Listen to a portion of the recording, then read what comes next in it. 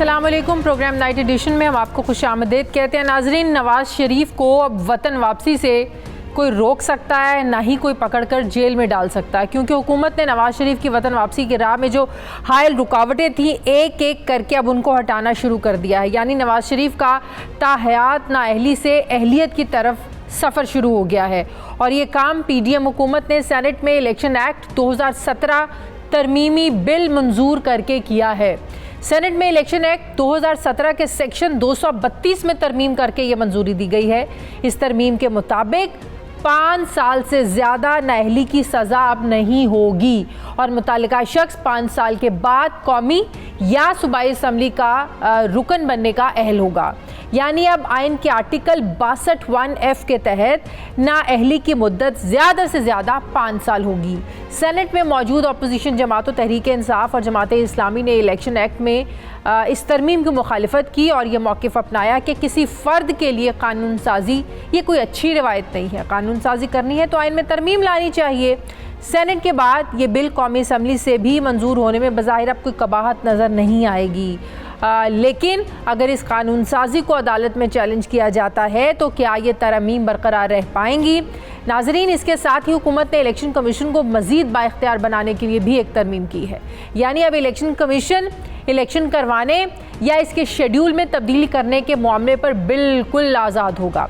आज से पहले इलेक्शन कमीशन को आम इंतखाबात की तारीख देने से पहले सदर पाकिस्तान से मुशावरत करना ज़रूरी होता था, लेकिन अब इलेक्शन कमीशन ऐसे इख्तियारात के लिए अब खुद मुख्तार हो जाएगा। तरमीम में ये कहा गया है कि सेक्शन 57 के तहत इलेक्शन कमीशन आम इंतखाबात की तारीख या तारीखों का ऐलान सरकारी गज़ट में नोटिफिकेशन के ज़रिए करेगा, जबकि सेक्शन 58 के तहत इस नोटिफिकेशन को फिर बाद में तब्दील करने का भी मजाज होगा। सेनेट इजलास में सदर से इलेक्शन डेट की पावर वापस लेने पर वज़ीर क़ानून आज़म नज़ीर तारड़ ने कहा है कि इंतखाबात की तारीख के इंतखाब का हक़ 1973 में इलेक्शन कमीशन ऑफ पाकिस्तान को दिया गया था, लेकिन ज़ियाउल हक ने एक तरमीम की जिसके ज़रिए सदर को यह हक़ दे दिया था। इन तरमीम से इलेक्शन कमीशन ऑफ पाकिस्तान का किरदार मज़ीद फ़आल हो सकेगा। अब इस बिल को कौमी असम्बली में मंजूरी के लिए पेश किया जाएगा, लेकिन सवाल यहाँ पर यह भी उठता है कि इलेक्शन कमीशन को बाइख्तियार बनाने का ख्याल हुकूमत को अब क्यों आया है? पाकिस्तान पीपल्स पार्टी के दौर में जब जरदारी साहब सदर थे तब ये ख्याल क्यों नहीं आया? नून लीग के दौर में जब सदर ममनून हुसैन थे तब ये तरमीम करने की ज़रूरत पेश क्यों नहीं आई? तब आप लोग इलेक्शन कमीशन को बाइख्तियार क्यों नहीं बनाना चाहते थे? ये सारी तरमीम इलेक्शन कमीशन के इख्तियारात को लेकर और सदर पाकिस्तान से पावर लेने का मामला ये आरिफ अलवी के दौर में ही क्यों उठ रहा है, जो इस वक्त मौजूदा सदर पाकिस्तान है?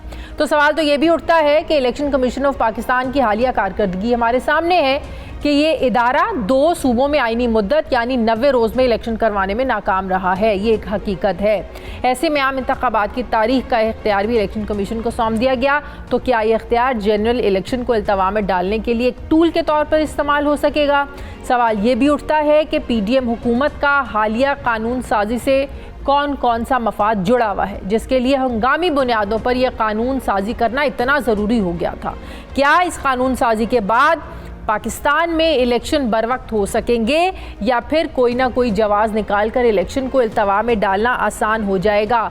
क्योंकि नून लीग का एक हल्का ये बात करता है कि जब तक नवाज़ शरीफ वापस नहीं आएंगे तब तक इलेक्शंस में हम नहीं जाएंगे। मतलब वही लेवल प्लेइंग फील्ड जिसकी बात मरियम नवाज़ करती आ रही हैं। मैं बात करूँगी, मुझे ज्वाइन कर रहे हैं सीनियर सहाफ़ी तज्ज़ियाकार मज़हर अब्बास साहब। अस्सलाम वालेकुम, बहुत बहुत शुक्रिया मज़हर साहब आपका। मज़हर साहब, सेनेट में जो तरमीम की गई हैं, आप इसको समझते हैं कि ये सिर्फ फ़र्द वाहिद को सामने रख कर तरमीम की गई हैं, ये सेनेट में जो आज मंजूर हुआ है? शुक्रिया शादिया। देखिए, अगर कोई भी कवानीन बनाए जाते हैं या आइन में तरमीम होती है, चाहे उस वक्त हुकूमत का मतमय नज़र ये हो और जो कि बज़ाहिर लगता है कि पर्सन स्पेसिफिक हो, लेकिन वो सिर्फ एक वक्त के लिए नहीं होती तरमीम, वो तो ऑल टाइम की होती है अनटिल अनलेस कोई नई तरमीम आ जाए। तो अगर आज किसी को फ़ायदा हो रहा है तो कल किसी को फ़ायदा होता है, आज किसी को नुकसान हो रहा है तो कल किसी और को नुकसान होगा उसका। और इसी तरह जब भी हमारे ये हुक्मरान हैं वो ये सोचते नहीं हैं कि जो तरमीम कर रहे होते हैं उसको ये चीज़ सामने रख के करनी चाहिए कि कल जब आप ऑपोजिशन में होंगे तो उसका आपको फ़ायदा होगा या नुकसान होगा। तो ये सबके साथ है, सिर्फ नून लीग या पीटीएम के साथ नहीं है। पीटीआई की गवर्नमेंट ने भी तरमीम की थी, आपको याद होगा कि नैब को इख्तियार हासिल है कि 90 रोज़ तक विदाउट वारंट गिरफ्तार कर ले, और FIA को ये इख्तियार हासिल था। अगर फ़र्ज़ करें वो कानून आज मौजूद होता तो पीटीआई के कितने लोग होते जो 90 रोज़ तक बंद हो जाते और वो बेल के लिए भी अप्लाई नहीं कर सकते, बशमूल खुद पीटीआई चेयरमैन। तो ये आप तसव्वुर करें इस चीज़ का कि हम जब कानून साजी करते हैं तो इन चीज़ों को सामने नहीं रखते। अब जाहिर है इस वक्त मुस्लिम लीग नून की वाहिद कंसर्न जो है वो ये है कि नवाज शरीफ की ताहयात नाअहली जो है वो ख़त्म हो। तरीन साहब को भी इससे फ़ायदा होगा, नो डाउट। जहांगीर तरीन भी इससे फ़ायदा उठाएंगे। तरीन साहब को भी फ़ायदा हो सकता है, लेकिन ओवरऑल भी ये हमेशा से डिबेट रही है कि क्या ये जो कानून है ये दुरुस्त कानून है कि आप किसी को भी किसी के ताहयात नाअहल करार दे दें सियासत में हिस्सा लेने से। तो वो मेरा ख्याल है वैसे भी गलत था, लेकिन उस वक्त जाहिर है किसी को सूट कर रहा था इसलिए उसने बरकरार रखा। अब फ़र्ज़ करें आज अगर पीटीआई के चेयरमैन जो है उनके ऊपर ये अप्लाई हो जाए और उनको ताहयात नाअहल हो जाए, ये चीज़ को इन चीज़ों को हमें देखने की ज़रूरत है कि हम जब कानून साजी करते हैं तो इस चीज़ को सामने रखें कि एक तो ये पर्सन स्पेसिफिक तो कानून कभी भी नहीं होता मेरे नुक्ते नज़र से, उसका फ़ायदा किसी को हो जाता है, जैसे बहुत से कवानीन का फ़ायदा इस वक्त पीटीआई चेयरमैन को भी हुआ है। लेकिन जो इस वक्त मुस्लिम लीग नून की सारी कोशिश है वो ये है कि इलेक्शन विदाउट नवाज शरीफ ना हो, और वो इसमें किस हद तक कामयाब होते हैं ये तो मुझे पता नहीं, इसलिए कि पीडीएम जो है वो सिर्फ मुस्लिम लीग नून का नाम नहीं है। पीपल्स पार्टी पीडीएम का हिस्सा नहीं है, लेकिन पीपल्स पार्टी की शायद कोशिश है कि इलेक्शन जल्दी हो जाए, वक्त पर हो जाए। हालांकि आज मरियम नवाज साहिबा ने भी जो तकरीर की उसमें उन्होंने ये इंदिया दिया कि इलेक्शन इसी साल होंगे। लेकिन मुझे अगर इसी साल इलेक्शन होते हैं तो मुझे इन चंद महीनों में मेजर डेवलपमेंट हो जाए तो अलग बात है, वरना बहुत अभी भी मौजूदा इकोनॉमी की सूरत हाल में जिससे ये पिछले 1 साल से बचती आ रही है पीडीएम की हुकूमत के थोड़े से हालात बेहतर हो जाएं, हम आवाम के सामने जाने के काबिल हो जाएं तो 4-5 महीनों में तो कुछ थोड़ा बेहतर होने वाला नहीं है। वो भी बेहतर होने वाला नहीं है, लेकिन उसको भी थोड़े अगर इस वक्त पीटीआई की जो सूरत हाल है वो बिल्कुल कम्प्लीटली डाउन नज़र आते हैं। पीटीआई का क्या स्ट्रक्चर होगा वो हम में से किसी को नहीं पता, पीटीआई के चेयरमैन का क्या मुस्तकबिल होगा, उन पर संगीन इल्ज़ामात हैं, वो उसका किस तरह सामना करेंगे और उनका फ्यूचर क्या होगा, वो सारा जो है इस वक्त लिंक्ड है इन सारी चीज़ों से। और PMLN ये समझ रही है कि उनको स्पेस मिल रहा है। पीपल्स पार्टी को पंजाब पीटीआई की जगह इस्तेहकाम पाकिस्तान ले सकती है, चेहरे भी वही हैं, लोग भी वही हैं, सिर्फ फर्क एक था कि उनकी नाराजगियां थी।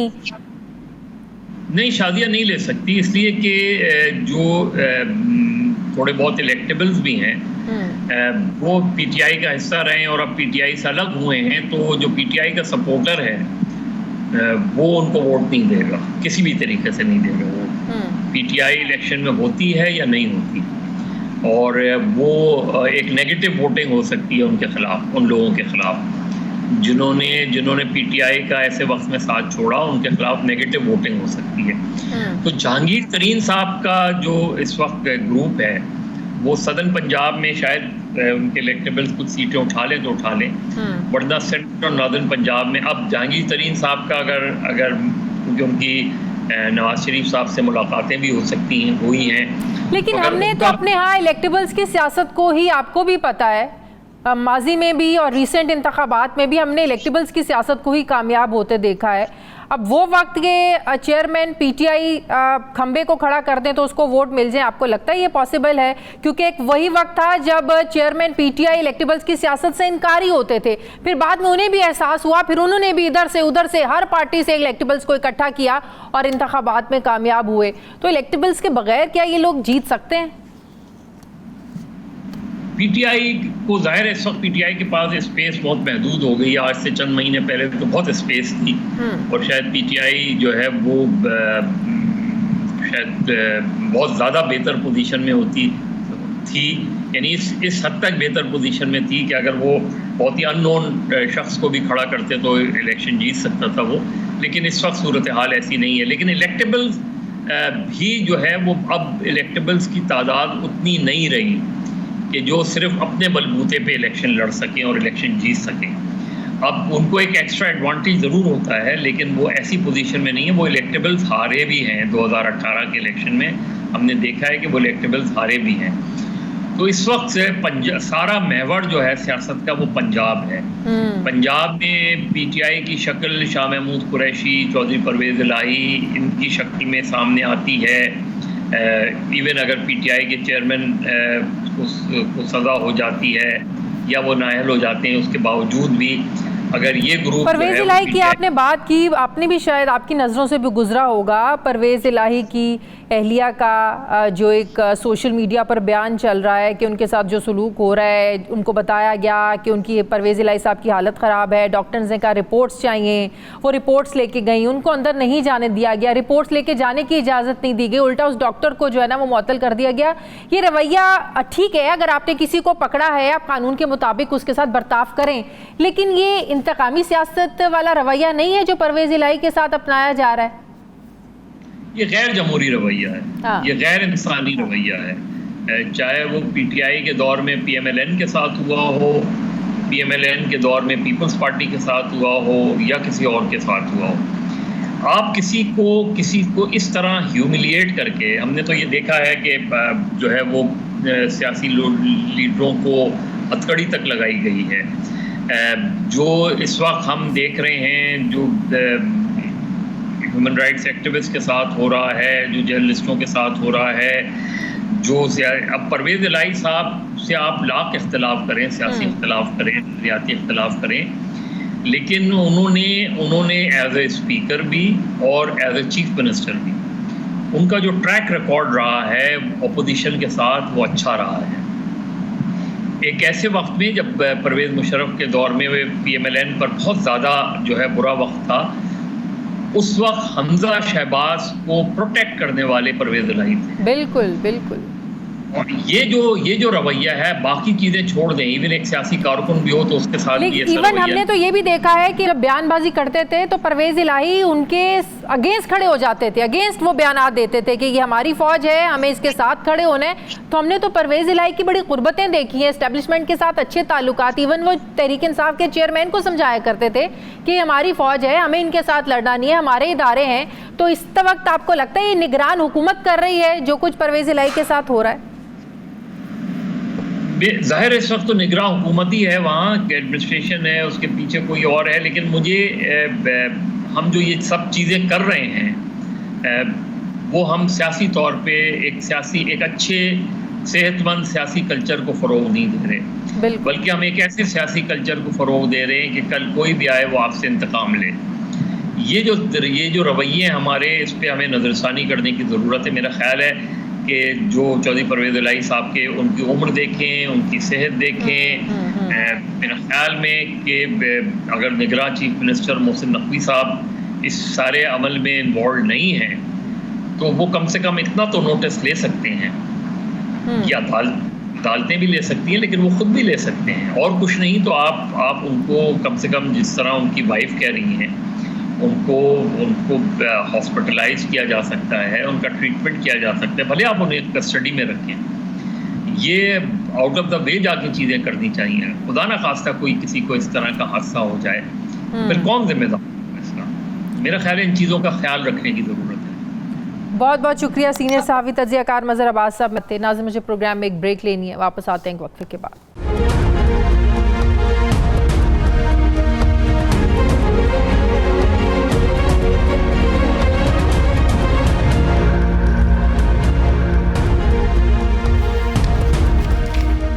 ब्रेक के बाद एक बार फिर से आपको खुशामदीद कहते हैं। नाज़रीन, कराची के मेयर के लिए अक्सरियत अक़लियत और अक़लियत अक्सरियत में कैसे बदल गई। सिटी काउंसिल में पाकिस्तान पीपल्स पार्टी के 155 जबकि जमात इस्लामी के अरकान की तादाद 130 थी। तहरीक इंसाफ की 62 सीटें, जबकि मुस्लिम लीग नून की 14, जमीयत उलमा इस्लाम की 4 और तहरीक लब्बैक की 1 नशिस्त है। मेयर के इंतखाब के लिए पाकिस्तान पीपल्स पार्टी को मुस्लिम लीग नवाज़ और जमीयत उलमा इस्लाम जबकि जमात इस्लामी को तहरीक इंसाफ की हिमायत हासिल थी। इस तरह पीपल्स पार्टी और उनके इत्तहादी अरकान की कुल अरकान की तादाद 173 बनती है, जबकि जमात इस्लामी और तहरीक इंसाफ के अरकान इस इत्तेहाद के बाद 192 हो गए। लेकिन इंतखाब के वक्त पीपल्स पार्टी के मेयर मुर्तज़ा वहाब कामयाब हो गए, क्योंकि जमात इस्लामी के उम्मीदवार नईमुर रहमान को 192 की जगह सिर्फ 160 वोट पड़े। उनके बाकी 3 मुनहरिफ और 29 अरकान गायब ही हो गए। जी हाँ, गायब ही हो गए। अब वो अपनी मर्ज़ी से गायब हुए या किसी की मर्ज़ी से कर दिए गए, ये वाज़ेह होना बाकी है। लेकिन पाकिस्तान की सियासत में ये खेल कोई नया नहीं है। हमदर्दियाँ बिक भी जाती हैं, सियासी वफादारियों को ज़बरदस्ती मोड़ भी लिया जाता है, ये कोई नई बात नहीं है। इसे पाकिस्तान में छांगा मांगा की सियासत के नाम से जाना जाता है। छांगा मांगा के जंगल का इंतखाब पंजाब के 1989 के वज़ीर आला नवाज शरीफ ने के इंतखाबात के वक्त इस सारे प्रोसेस को स्टार्ट किया गया था, जब आज़ाद अरकान असम्बली को ठहराने के लिए इस जगह का इस्तेमाल किया गया। नवाज शरीफ गुज़श्ता पौने 4 साल से पंजाब के स्याह और सफ़ेद के मालिक थे उस वक्त, और इंतज़ामिया भी उन्हीं के ताबे थी। उन पर पहरा बिठा दिया गया कि कोई इधर से उधर ना हो पाए। उन अरकान को छांगा मांगा से ऐन उस वक्त वापस लाया गया जब असम्बली में वज़ीर आला के ओहदे के लिए रायशुमारी हो रही थी, और यूँ छांगा मांगा की इस्तिलाह हमारी सियासी तारीख का एक हिस्सा बन गई। फिर कुछ ऐसा ही मंजरनामा हमने गुज़श्ता साल मार्च 2022 में देखा, जब तहरीक अदम एतमाद के मौके पर PTI के 20 मुनहरिफ अरकान कौमी असम्बली के जो थे सिंध हाउस में उनको रखा गया, ताकि PTI हुकूमत की अक्सरियत को अक़लियत में बदला जा सके। क्या कराची में भी छांगा मांगा की सियासत का ही एपिसोड रिपीट किया गया है? जमात इस्लामी इल्ज़ाम लगा रही है, आज सड़कों पर एहतजाज करके उन्होंने यौम स्याह मनाया। इसके साथ जमात इस्लामी ने इलेक्शन कमीशन को एक ख़त भी लिखा है, जिसमें इस इलेक्शन को फ्रॉड कहते हुए कैंसिल करने की अपील की है। इस ख़त में जमात इस्लामी ने ये इल्ज़ाम लगाया है कि इत्तेहादी जमात PTI के 29 मेंबरान काउंसिल को हुकूमत सिंध ने अगवा करके वोट डालने से रोका है। अभी तक डिस्ट्रिक्ट काउंसिल के उन मेंबरान का कोई अता पता नहीं है। सवाल यह है कि जब वो वापस आएंगे तो वो अपोजिशन बेंचों पर बैठेंगे या हुकूमती बेंचों पर।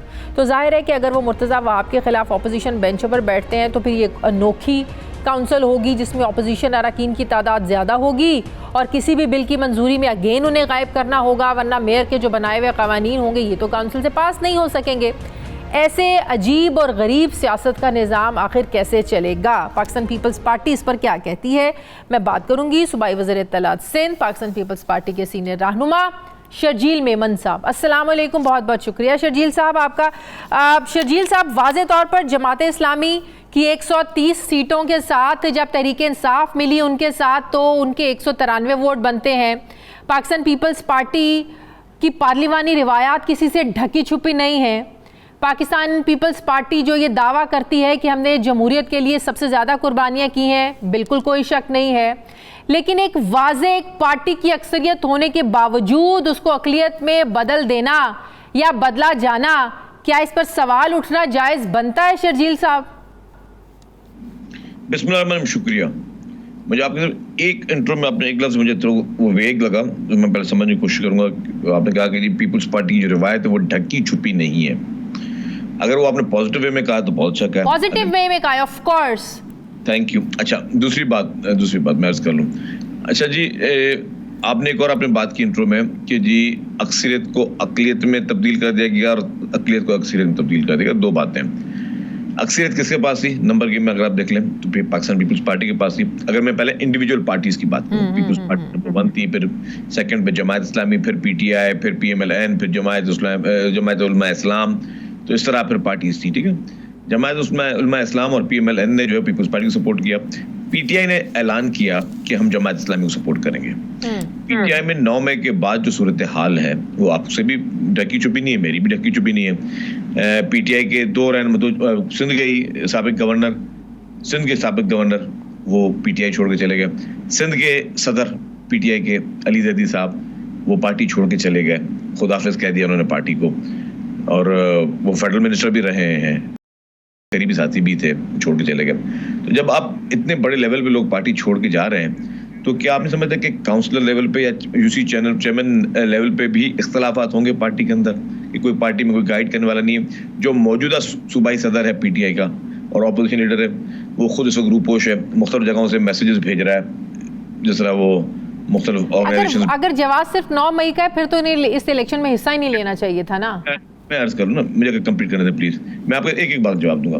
देखिए इशू क्या, आपने कहा कि वो लोग अगवा कर दिए गए, हो सकता है मैं आपकी बात को एक सेकंड के लिए, ये मैं नहीं कह रही, पहले ये क्लियर कर लें, हम एक नेशनल टीवी पे बैठे हैं, ये मैं नहीं कह रही कि जमात इस्लामी इल्जाम लगा रही है। जमात इस्लामी के चले इल्जाम पे आ जाते हैं। जमात इस्लामी कहती है कि अगवा कर दिया गया, ठीक है। इस वक्त पाकिस्तान में जहां पे भी कोई शख्स मिसिंग होता है या कोई शख्स अगवा होता है तो दो चीजें होती हैं, उसके अहले खाना एक तो थाने पे जाते हैं एफआईआर कटवाने के लिए, या तो उसके अहले खाना कोर्ट में जाते हैं कि जी हमारा घर का एक शख्स जो है वो अगवा है या वो मिसिंग पर्सन हो गया। 30 लोगों में से किसी एक का भी, 30 लोगों में किसी एक का भाई बहन बेटा औलाद बीवी माँ कोई भी किसी थाने में एफआईआर कटवाने नहीं गया।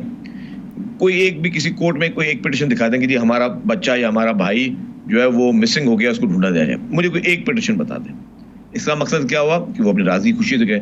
हाँ, अगर पीपल्स पार्टी ने कोई जोर जबरदस्ती करनी होती या कोई और तरीका इख्तियार करना होता तो हम ये करते, उनको बोलते जी आप हमें वोट दें, क्योंकि आपका अपना कैंडिडेट खड़ा हुआ नहीं होता है, नहीं आपका कैंडिडेट खड़ा है और आप हमें वोट दें। उन्होंने क्या कहा, उनके इंटरव्यूज आए जो कि बड़े नेशनल चैनल्स पे चले, और इंटरव्यू में किस तरह आया कि जी सारे एक साथ बैठे थे, मतलब अगर अगवा होते तो बड़े बड़े चैनल्स में नाम नहीं लेता, उनको एक्सेस कैसे मिल गया कि एक शख्स अगवा भी है, पता नहीं कौन से कच्चे में रख दिया गया। इन अ सेंस वो सिंध में जो लोग छुपे हुए थे वो भी आपके साथ, सिंध हाउस में जो छुपे हुए थे वो भी किसी से ढका छुपा नहीं है। प्लीज शादिया साहब, देखिए मैं सिंध हाउस खुद मौजूद था।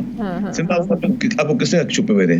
सिंध हाउस में जो एमएनएस थे, जब अपने पार्लियामेंट लॉजेस पे हमला हुआ गवर्नमेंट की जानिब से, तो उन्होंने पनाह ली, सिंध के एमएनएस से बाकी जगहों के एमएनएस, उन्होंने पनाह ली सिंध हाउस में कि उनको पनाह दी जाए, और वो छुपे हुए नहीं थे वहां पे। आपके एंकर ताकि रोजाना उनसे इंटरव्यू करते थे, तो कोई जोर जबरदस्ती तो नहीं थी। इसी तरीके से यहाँ पे भी आपके मीडिया के 3-4 हाउसेस के लोग वहां से गए, उनसे उन्होंने इंटरव्यू किया, उनसे पूछा और उन्होंने अपनी तकालीफ बताई कि जी उन्होंने क्या कहा। तकालीफ सुने, उन्होंने कहा कि हमारे ऊपर जमायत इस्लामी ने एफआईआर काटी हुई हैं।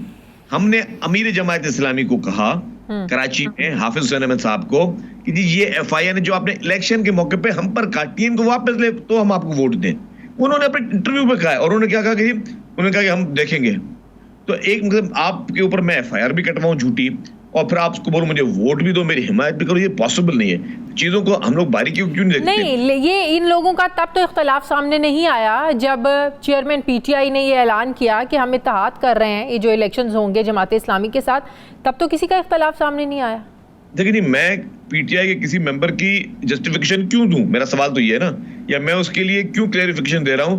अगर वो पीटीआई के मेंबर ने वोट देना है या नहीं देना है, तो वो उसके लिए जमात इस्लामी और पीटीआई जाने ना, मतलब पीपल्स पार्टी से एक्सप्लेनेशन। हॉर्स ट्रेडिंग हमारी तारीख का हिस्सा है, रही है। अच्छा, मेरी बात सुने, हॉर्स ट्रेडिंग अगर हमारी तारीख का हिस्सा रही तो हॉर्स ट्रेडिंग में तो हमें वोट लेने चाहिए ना। फिर 170 क्यों पड़े? फिर तो हमें 200 वोट मिलने चाहिए। अगर पैसे किसी को बंदा देता है तो क्यों देता है? मुझे वोट दो। पैसे सिर्फ वोट लेने के लिए नहीं, रोकने के लिए भी तो हो सकते हैं। जो जिसने दिए उसको लेकर आए सामने कि किसने पैसे दिए, और अगर मिसाल के तौर पर 1% किसी ने पैसे दिए और किसी ने पैसे ले लिए, उसके वोट नहीं दिया, तो बात खत्म हो गई ना। फिर तो उसकी मेंबरशिप खत्म हो जानी चाहिए ना। बात ये देखें, बात सुने, बात बिल्कुल क्लियर है। हम पे प्रेशर किया जमात इस्लामी का कि हमें पीटीआई की वोट लेकर दो। वो भाई पीटीआई की वोट आपको हम क्यों लेकर दें? और अगर हमारे कहने पे तो वो ये जमात इस्लामी आपसे कह रही थी कि हमें पीटीआई की वोट लेके दें। आप देखें ना टीवी पर उन्होंने क्या कहा है। आपने अगर अमीर जमात इस्लामी हाफिज हुसैन अहमद साहब का अगर वो बयान पढ़ाओ, वो भी मुबहम था। देखिए ना बात सुनिए, अगर मैं किसी पे एलिगेशन लगाऊं ना, मैं कह रहा हूं जी मेरी पेन आपने उठाई है तो मैं आपका नाम लूंगा। मैं अगर किसी पे एलिगेशन ये लगा रहा हूं और मैं मेरा हर एलिगेशन भी वेग है, आप उसने बोले आपने हाफिज हुसैन अहमद कह के मेरे जहन से भी नाम निकाल दिए। इतना सिराजुल हक साहब है। सिराजुल हक साहब नहीं, सॉरी, हमारे मेयर कैंडिडेट थे। I am really very sorry. Covid के बाद सबका जहन जो है माशाल्लाह जबरदस्त हो गया है। अच्छा, हमारे हाफिज नईम साहब ने जो इल्जाम लगाया वो बड़ा इंटरेस्टिंग था। उन्होंने कहा कि अगर, अब वर्ड सुनिएगा, मैं आपको क्लिप होता मैं आपको भेज देता, अगर ये लोग अपनी मर्जी से गए हैं तो ये पैसे लेकर गए होंगे। वर्ड बता रहा हूं आपको। किससे पैसे लेकर गए होंगे?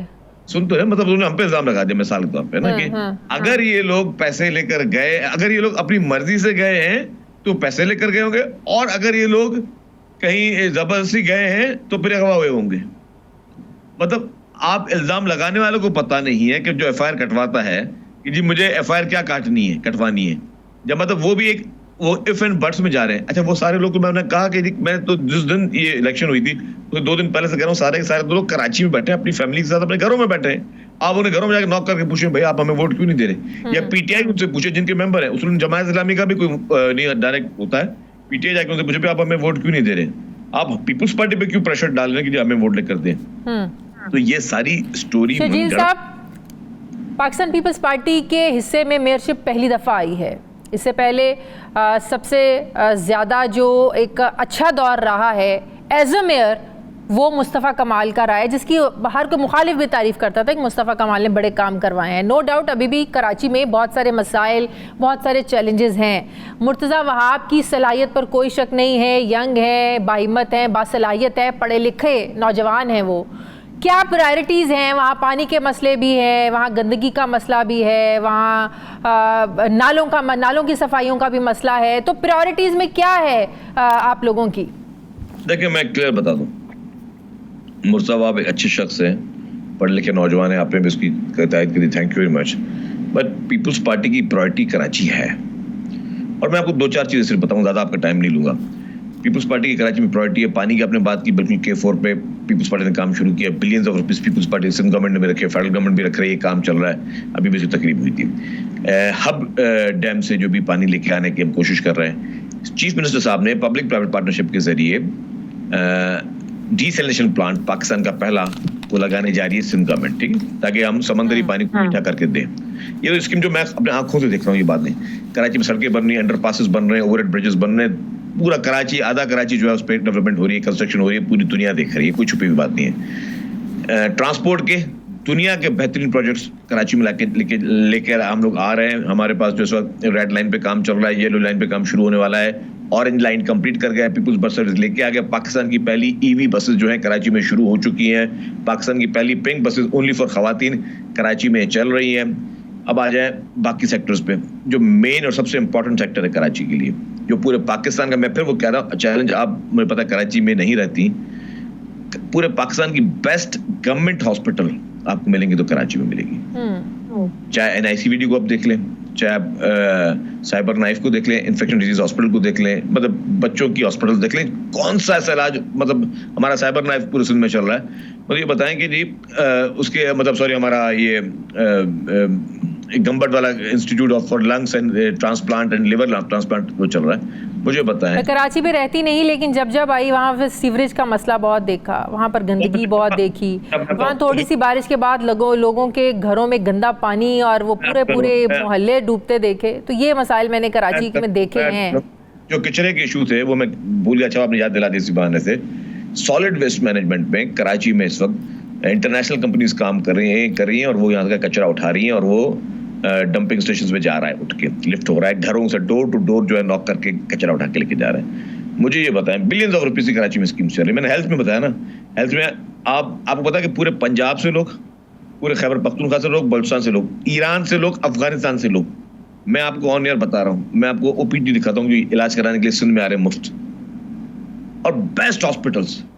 आप किसी से पूछ लें, आप अपनी टीम को भेजें, आपकी टीम भी यहाँ पे काफी जगहों पे होकर गई है, बेस्ट इलाज फ्री ऑफ कॉस्ट आपका कराची में हो रहा है। तो अल्हम्दुलिल्लाह ये पाकिस्तान पीपल्स पार्टी की सिंध हुकूमत ना सिर्फ कराची के लिए, पूरे सिंध के लिए, पूरे पाकिस्तान के लोगों के लिए फ्री ऑफ कॉस्ट इलाज कर। शजील साहब, जाते जाते समुद्री तूफान की कराची में वहाँ की साहिली पट्टियों पर क्या सिचुएशन है? देखिए, अब सूरत बेहतर है अल्हम्दुलिल्लाह, तूफान का खतरा टल चुका है, लेकिन जो बारिशों की पोजीशन है कि अभी कुछ रेंज इफेक्ट है, एक्सपेक्टेड है, तो अल्लाह करेगा उस पे के लिए तैयारी। अच्छा, इसमें भी बता दूं आपको, अच्छा आपने सवाल पूछा, मैं 1 मिनट और आखिरी लूंगा आपसे। अभी एक साइक्लोन उसकी जो वार्निंग शुरू हुई कि जी यहाँ पे तूफान आ सकता है और यहाँ पे कोई बहुत बड़ा सिचुएशन क्रिएट हो सकती है।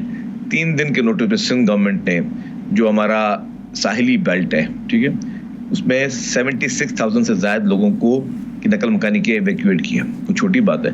उन लोगों को गवर्नमेंट लेकर गई है मुख्तलिफ जगहों पर जो हमारे रिलीफ कैंप्स बने हुए हैं, वहाँ पे उनको खाना, उसकी चीज़ें, बिस्तरे, मेडिकल फैसिलिटी, सब चीज़ें government free of cost provide कर रही है। 76,000 लोगों को 3 दिन में एवैक्यूएट करना कोई छोटी बात है।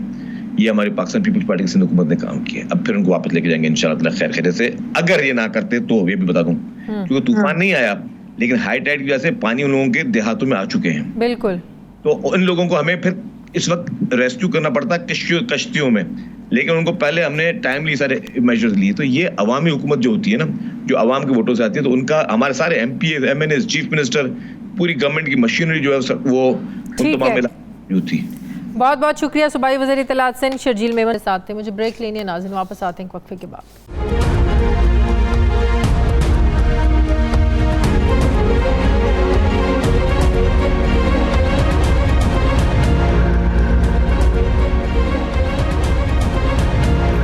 ब्रेक के बाद एक बार फिर से आपको खुशामदीद कहते हैं नाज़रीन। वज़ीर ख़जाना इसहाक़ डार ने खाली ख़जाने का भारी भरकम बजट पेश किया तो IMF खुलकर मैदान में आ गया। बजट तजावीज़ पर एतराज़ात करते हुए मज़ीद मुतालिबात पाकिस्तान के सामने रख दिए हैं। IMF ने 3 तरह के एतराज़ात लगाए हैं। पहला, नए माली साल में ओवरसीज़ पाकिस्तानियों के लिए टैक्स एमनेस्टी दरअसल IMF की शराइत की खिलाफ वर्जी है। दूसरा एतराज़, पाकिस्तान ने बजट में टैक्स नेट को बढ़ाने का चांस क्यों मिस कर दिया। इसके साथ तीसरा एतराज़ ये लगाया कि IMF ने तवानाई समेत दीगर शोबों को मिलने वाली सब्सिडीज़ पर तहफ़्फ़ुज़ात का इजहार कर दिया। लेकिन हमारे तजुर्बाकार वज़ीर ख़जाना डार साहब को IMF के ये एतराज़ात बिल्कुल पसंद नहीं आए। डार साहब ने अपने जवाबी वार में ये कहा है कि पाकिस्तान के ख़िलाफ़ जियोपॉलिटिक्स हो रही है, यानी कुछ मुल्क चाहते हैं कि पाकिस्तान डिफ़ॉल्ट कर जाए, श्रीलंका वाली सूरत हाल यहाँ बन जाए। IMF भी यही चाहता है कि पाकिस्तान पहले श्रीलंका बने फिर मुज़ाकरात करें। डार साहब के बयानात पर IMF का रद्द-ए-अमल तो नहीं आया, मगर उनकी अपनी ही पार्टी के मिफ्ता इस्माइल ने एक बार फिर डार साहब की पॉलिसियों को हदफ तनकीद बनाते हुए कहा है कि जियोपॉलिटिक्स कोई नई चीज़ नहीं है, ये पहले भी थी। वज़ारत ख़जाना फैसला करे कि उन्होंने IMF से प्रोग्राम लेना है या नहीं। नाज़रीन, अब डार साहब की बात सुनी जाए या मिफ्ता इस्माइल की, इसमें कोई शक नहीं है कि पाकिस्तान इस वक्त माली मुश्किलात का तो शिकार है, लेकिन आगे का रोड मैप क्या होगा। बस यही नहीं, ब्लैकमेलिंग का लफ्ज़ इस्तेमाल करते हुए डार साहब ने यह भी फरमाया कि ख़ुद मुख्तार मुल्क होने के नाते हमें इतना तो हक़ होना चाहिए कि हम अपनी मर्ज़ी से कुछ टैक्स छूट दे सकें। IMF ने बैरूनी फाइनेंसिंग की जो शराइत आयद की हैं उनको पूरा किया जा रहा है, लेकिन ताली तो दोनों हाथों से बचती है। डार साहब ने यह भी इंदिया दिया है कि बैंक ऑफ चाइना के साथ भी $30 करोड़ पर बातचीत चल रही है। चाइना के स्वैप मुआहदे के तहत वहाँ से भी डॉलर्स आ जाएंगे। क्या वाकई IMF के बजट पर तहफ़्फ़ुज़ात पाकिस्तान को ब्लैकमेल करने के मुतरादिफ हैं, या डार साहब ओवर रिएक्ट कर रहे हैं? क्या चीन के साथ कर्ज़ों पर बातचीत IMF और अमेरिका के लिए कोई पैगाम है कि आप नहीं तो हमारे पास और भी बहुत सारे ऑप्शंस मौजूद हैं? इसहाक़ डार साहब ने PTI के दौर में स्टेट बैंक की खुद मुख्तारी के लिए होने वाली तरमीम को भी निशाना बनाया और कहा कि स्टेट बैंक एक्ट में ऐसी तरमीम हुई हैं जो रियासत के अंदर रियासत को जाहिर करती हैं। उन्होंने वाज़ेह किया कि स्टेट बैंक पाकिस्तान का बैंक है, किसी आलमी इदारे का नहीं। क्या डार साहब ये भूल रहे हैं कि जनवरी 2022 में ये बिल सेनेट में अपोजिशन जमातों की अक्सरियत होने के बावजूद ड्रामाई अंदाज में एक वोट से मंजूर कर लिया गया था? लगता है डार साहब ये बात भूल रहे हैं। उस वक्त मुस्लिम लीग नून और पीपल्स पार्टी वाले कहाँ थे? उन्होंने ये बिल मंजूर होने ही क्यों दिया था? आज सवाल उठा रहे हैं। सवाल उठता है कि क्या PDM एक बार फिर स्टेट बैंक कवानीन को बदलने जा रही है ताकि IMF के कंट्रोल को कम किया जा सके? अगर हुकूमत ऐसा करती है तो क्या IMF से हम अगला बेल आउट पैकेज हासिल कर सकेंगे? नाजरीन, क्या वाकई IMF के साथ मौजूदा कर्ज प्रोग्राम की बहाली और एक और नए प्रोग्राम के हुसूल के सिवा पाकिस्तान के पास कोई दूसरा ऑप्शन नहीं है? अगर चारा नहीं तो आलमी दुनिया हमारे साथ क्या रवैया जो है वो अपनाएगी? क्या IMF के बगैर पाकिस्तान अपने बैरूनी कर्ज़ों की अदायगी के चैलेंज को फेस कर सकता है? क्या पाकिस्तान के जो कम होते रेमिटेंसेस हैं, क्या ये वाकई ही एक अलार्मिंग सिचुएशन बन गई है? अगर ऐसी ही सूरत हाल रही तो क्या डिफ़ॉल्ट का ख़तरा भी हो सकता है? मैं बात करूँगी, मुझे साबिक़ वज़ीर ख़जाना माहिर मौशियात डॉक्टर हफीज़ पाशा साहब ज्वाइन करें। अस्सलाम वालेकुम, बहुत बहुत शुक्रिया। डॉक्टर साहब, ये तो एक्सपेक्टेड था कि जब पाकिस्तान में बजट आएगा IMF एतराज़ उठाएगा, और वही हुआ। IMF ने एतराज़ात उठा दिए हैं। जवाब में डार साहब भी एतराज़ात उठा रहे हैं। वज़ीर ख़जाना ने बड़ा सख्त इस पर रद्द-ए-अमल दिया है। जो मैंने अपने इंट्रो में भी बताया कि IMF के कंसर्न्स हैं क्या। उन्होंने कहा है कि बजट में आपने टैक्स नेट को वसी करने का मौका गंवा दिया, फिर $1 लाख की जो टैक्स एमनेस्टी स्कीम उसको भी फंड के खिलाफ वो कह रहे हैं, ये भी प्रोग्राम के खिलाफ है। फिर बजट की तरजीहात और उन्होंने बहुत ज़्यादा सवाल उठाए हैं। वो कह रहे हैं पार्लियामेंट से बजट मंजूर होने से पहले इसको बेहतर करना ज़रूरी है।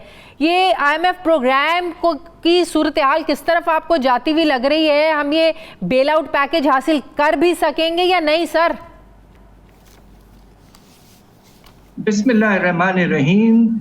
मेरा ख्याल ये है कि इस वक्त तकरीबन हर रोज़ इस बात पे गुफ्तगू हो रही है IMF से कि किस तरह के हम अगर कोई मुनासिब इक़दामात लें। देखिए, जब बजट पेश होता है पार्लियामेंट में तो तकरीबन 2 हफ्ते होते हैं जिसमें तब्दीली कुछ ला सकते हैं आप, और इसमें आप राय सेनेट की लेते हैं, नेशनल असेंबली की लेते हैं, और चूंकि हम इस वक्त IMF के प्रोग्राम में हैं तो उनकी राय भी हमें उस पर गौर करना चाहिए। मेरा नहीं ख्याल है कि आप बिल्कुल उसे इग्नोर कर सकते हैं। हम सब की राय यह है कि कुछ जो इश्यूज IMF ने रेज किए हैं वो मुनासिब हैं।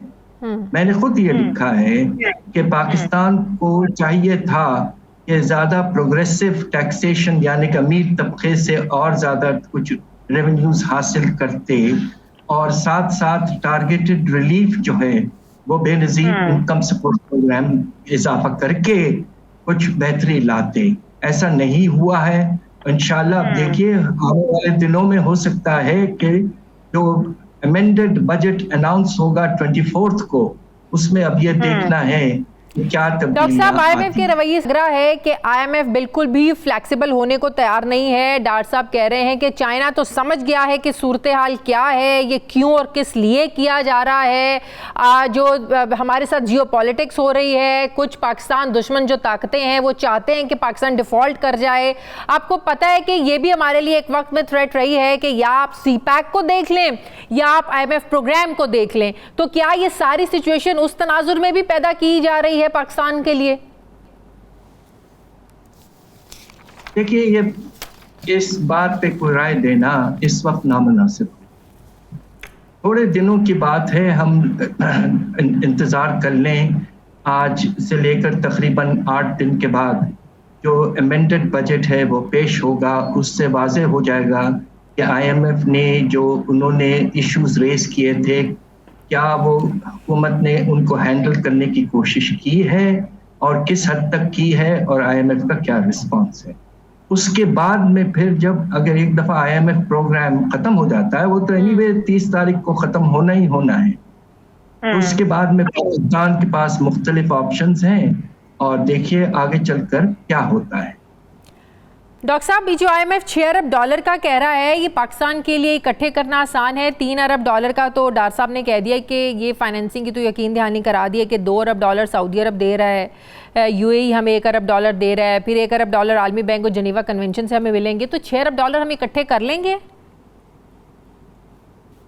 मुझे ये लगता है कि इसमें कुछ मुश्किलात हो सकते हैं, मगर एक बड़ी मैं समझता हूँ अच्छी बात यह है कि इस महीने पाकिस्तान को कमर्शियल बैंकों के पैसे वापस करने थे चाइनीज बैंक्स के, और देखिए चाइना ने हमारा इतना अच्छा साथ दिया है, हमें उनका शुक्रिया अदा करना चाहिए कि उन्होंने कमर्शियल बैंक लोन्स को भी रोल ओवर कर दिया है, और इसके नतीजे में हमारे रिजर्व्स में कोई कमी नहीं आई है। बिल्कुल। और कल जो फिगर रिलीज हुई है उसमें तो $100 मिलियन का इजाफा हुआ है, हालांकि हमने रीपेमेंट किया है कमर्शियल डेट का, तो इस लिहाज से हालात कुछ बेहतर लग रहे हैं। डॉक्टर साहब, ये बताएगा कि अगर सूरत हाल खुदा ना ख्वास्ता डिफ़ॉल्ट की तरफ जाती है तो पाकिस्तान को ज़ाहिर है चाइना ने भी पैसे दिए हुए हैं, उसका उनको भी ज़ाहिर नुकसान होगा।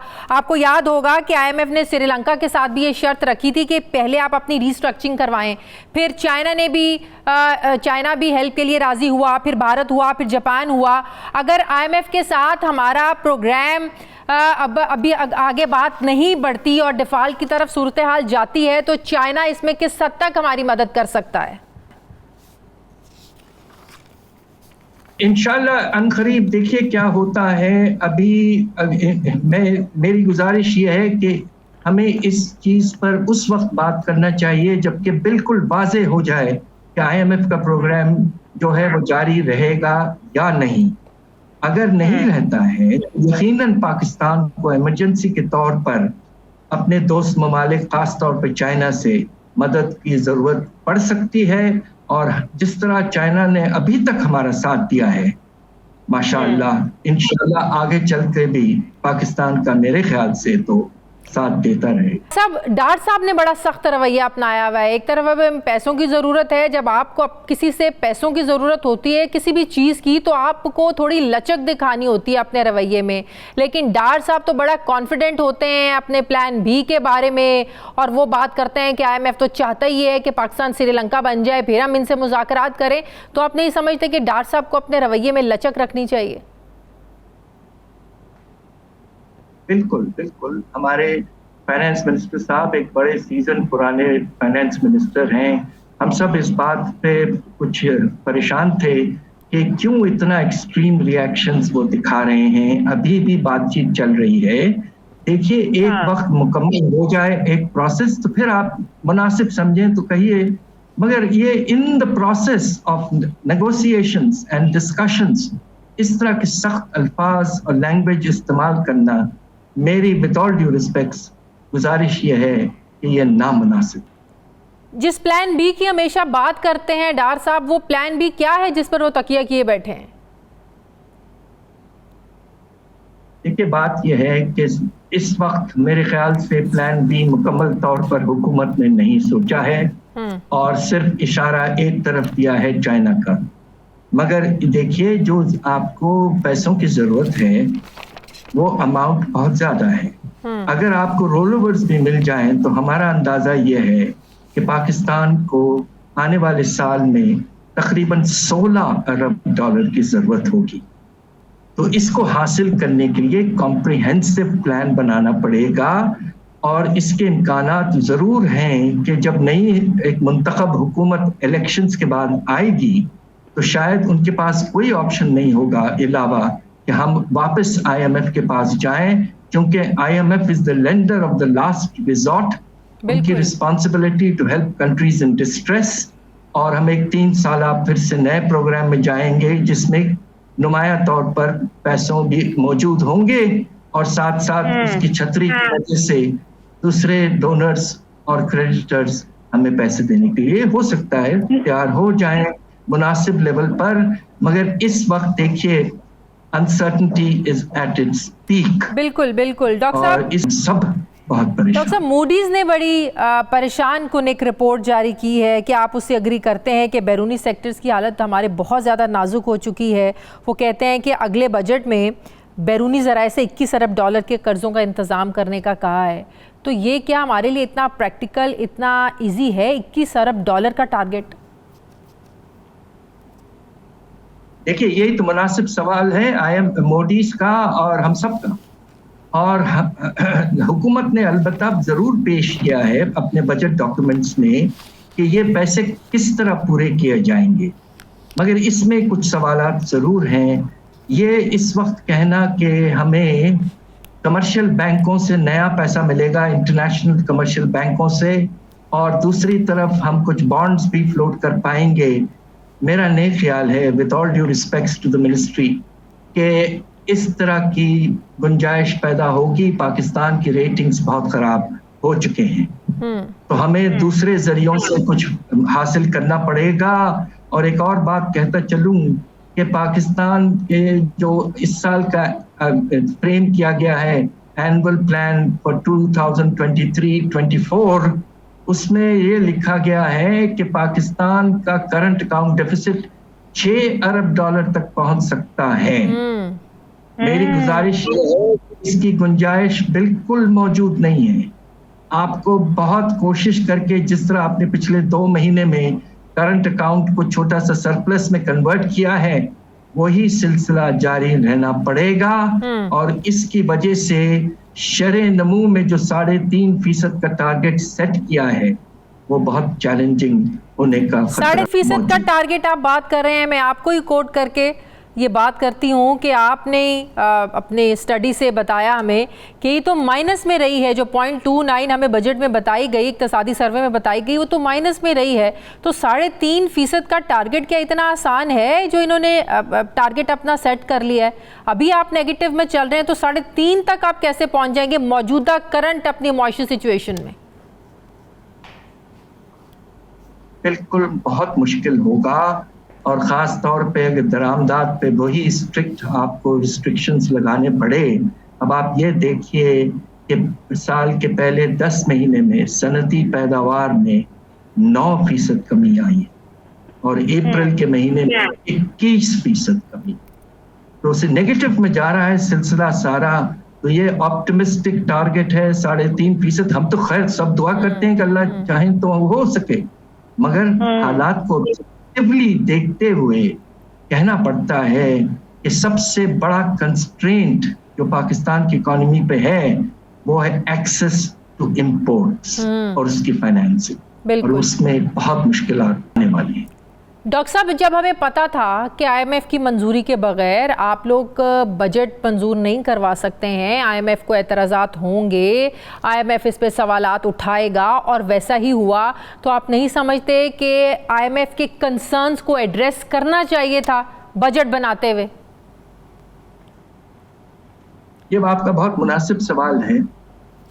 मेरा ख्याल ये है कि चूंकि हुकूमत इलेक्शंस की तरफ जा रही है अगले 2 महीने में, तो शायद उनका रुझान कुछ शॉर्ट टर्म की तरफ ज्यादा रहा उस वक्त, मगर उन्हें इस बात का एहसास होना चाहिए था कि खुदा न खास्ता अगले कुछ महीनों में हालात हद से ज्यादा खराब हो सकते हैं और हम दिवालिये की तरफ जा सकते हैं। मुनासिब ये होता कि पहले IMF से डिटेल में डिस्कशन हो जाता और जिस हद तक मुनासिब होता उसको बजट में रिफ्लेक्ट किया जाता, तो इस तरह की इस वक्त जो कशमकश चल रही है उसकी जरूरत नहीं पड़ती। इलेक्शंस के बाद आने वाली जो भी हुकूमत होगी उसके लिए भी मजबूरी बन गया है कि आपने IMF के प्रोग्राम में जाना ही जाना है। बात दरअसल ये है कि देखिए उसके बाद जो हमारे आइन के तहत एक केयरटेकर हुकूमत आएगी। केयरटेकर हुकूमत के पास ये अख्तियारात नहीं हैं कि वो कोई एक प्रोग्राम 3 साल का नेगोशिएट कर ले।